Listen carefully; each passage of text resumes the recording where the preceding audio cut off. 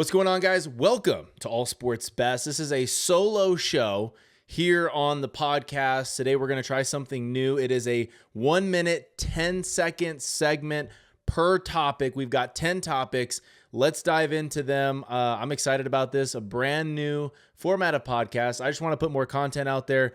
We do the radio show anyways. Want to give you guys more. So here we go. First topic on the list. We're going to start the recurring timer.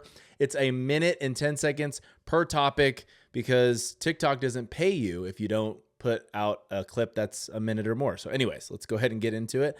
Starting now. Okay, so the number one topic on this list is possibly the most marketable NM athlete, New Mexico athlete of all time. He came from Albuquerque, got drafted by the Houston Astros, has World Series championship, has All-Stars, and he is now a Boston Red Sox. Is he the most marketable? Well, Samuel Adams definitely thinks so. I know he has partnered with Allsups at one point as well, at least from what I remember. Samuel Adams did a commercial with him, put it up on social media, and is actually releasing a limited edition Bregman's beer, which is only available in Boston, by the way. So if you're a New Mexico fan and you are looking for Bregman's beer, you're going to have somebody go in there and grab one. They come in their own special cans. They look awesome, as you can see. And exclusive to the downtown Boston tap room for Samuel Adams. But it makes me think about this. Of course, there's a lot of New Mexico athletes that have been successful, but is he the most marketable? Urlacher comes to mind, but not as many close up and personal things that Urlacher did or commercials the way Bregman does. Okay, done with that. Topic number 2, Trevor Rogers. Lots to say about this. We are obviously based out of Carlsbad, New Mexico. That's where Trevor's from. He is one of the most humble, easiest guys you'll ever meet to root for in baseball, and of course to be a professional athlete out of a town where a couple of others have come. But this is what he's done. 11 starts for the Baltimore Orioles this year. He got a late start coming off of injuries, things like that. 5-2 record right now for a team that doesn't give him any offensive production really almost at all. And a 1.43 ERA at this point that I'm recording this. In that time, he's given up 2 home runs. He's not facing bums. He's not facing the Colorado Rockies or the White Sox every game. He is facing big-time teams. The latest one that he faced, the Mariners. He's also faced the Cubs, went complete game against the Cubs, which is incredible, by the way. Over the last 7 starts, 1.17 ERA, and this guy's continuing to dominate. This is really cool to see because he has had his ups and downs with injuries and having to take time off. He's back, and he's better than ever. At number 3, it is the sign-stealing stuff that's going on in baseball right now. Okay, I'm sorry. I'll take one side of this because there's not really two. Sign stealing is a part of baseball, okay? Now, the Astros, they took it to a point where it is definitely illegal. It was dirty. It was not right, okay? They were cheating, 100%. But when you have a player on second base and they can see into the pitcher's glove or they can see the signs, that is the pitcher's fault or the catcher's fault, okay? So that is where I'm going to end that in terms of that argument. Now, let's talk about where it's been seen. Jazz Chisholm was definitely criticized for what he did, obviously from the Yankees, and they were saying, hey, he's stealing signs. Then change your signs or change it. I mean, there's pitch comm going on. So there shouldn't even be signs to be stolen, but if you can't hide the ball in your glove, what are you doing as a professional baseball player? We saw it at the Little League. I know people were upset. That's unsportsmanlike. That's baseball. If you are able to get an advantage, take it. Okay, so at number 4, 100 miles an hour is a feat a lot of people just strive to get to. Man, if I could throw 100 miles an hour. People don't get to 80 miles an hour sometimes, and they pitch their whole lives, okay? 90 is something that's to be proud of, but 100 is crazy. There is a sophomore. It's actually, as a matter of fact, Hunter Pence's nephew that is throwing 100 miles an hour. He had 100 miles an hour twice in a row. He was sitting anywhere from, I think they said 98 to 100 miles an hour. That is insane talk, an insane performance. But my thing about this is I hate to see a kid get hurt because he's doing too much. But I think if you're a coach, you have to use this guy on like a limited basis. What I'll see a lot of times, you get a star pitcher, Sweet. Let's ride this guy to the state tournament. I mean, yeah, of course, you want to use him as you definitely can. I'd imagine he can hit and field as well. So you have to be smart about that because you don't want to be the coach that let a 100-mile-an-hour arm just waste away, right? So scary stuff, but incredible where that's going. All right, moving on. The next one is woman umpire Jen Powell made history in the MLB. First woman umpire to umpire at the big league level, okay?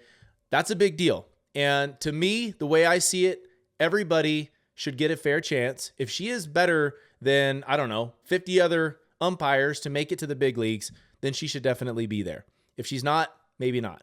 But this is what happened. Unfortunately for her, the very first call of her career was a bad one. About 4 inches inside. It was a ball, 100%. She made her mark, called it a strike. That's unfortunate. But this is where I want to take my hypotheticals, right? First off, she had 14 missed calls, second worst performance of the day. That's not a great look. Might have been nervous, still not a great look. My thing, when are we going to see an ejection with her involved behind the plate? I'm excited to see that. I'll pull out the popcorn, buy a ticket to see that game because I want to see what happens. Like, what do? You can't chest bump an umpire if she's a female, right? I don't know. Anyways, at number 6, it is the Michael Porter Jr. podcast that came out. He was on an interview.